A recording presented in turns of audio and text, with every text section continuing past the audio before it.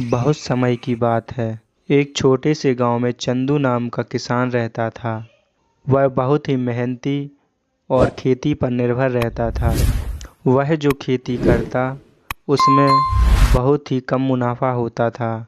घर का खर्च भी नहीं निकल पाता था और उसकी बेटी भी बड़ी हो गई थी, लेकिन उसके पास शादी करने के लिए पैसे नहीं थे। बहुत ही परेशान रहता था। फिर उसने एक दिन सोचा, ऐसे काम नहीं चलेगा, मुझे अपनी खेती में कुछ बदलाव करना पड़ेगा।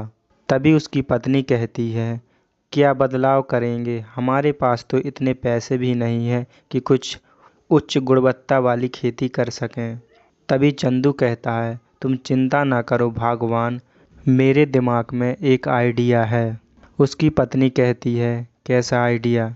चंदू कहता है, हम टमाटर की खेती करेंगे। टमाटर की खेती में कहाँ इतना मुनाफा होता है। तभी चंदू कहता है, तुम धैर्य रखो और सही समय का इंतज़ार करो। चंदू खेत पर जाता है और अपने सभी खेतों पर टमाटर लगाने का फैसला लेता है। जब उसकी फसल तैयार हो जाती है तो उस वक्त मंडी के भाव बहुत ही कम होते हैं। तब उसकी पत्नी कहती है, मैंने आपसे पहले ही कहा था कि उसमें इतना मुनाफा कहाँ होता है। इतना कहते ही सभी सो जाते हैं। जैसे ही सुबह होती है तो उसके घर पर एक व्यापारी आता है और कहता है कि मैंने सुना है कि तुम्हारे खेतों में टमाटर लगे हुए हैं। तभी चंदू कहता है, जी श्रीमान जी। तब व्यापारी कहता है, मैं एक व्यापारी हूँ और पूरे भारत में टमाटर की कमी हो गई है, जिसके दाम बहुत ही ज़्यादा आए हुए हैं। तो तुम मुझे बताओ कि तुम्हें टमाटर किस रेट पर देना है। और एक बात का ध्यान रखना, चंदू ये टमाटर मुझे ही देना। ठीक है श्रीमान जी, मैं आपसे शाम को मिलता हूँ।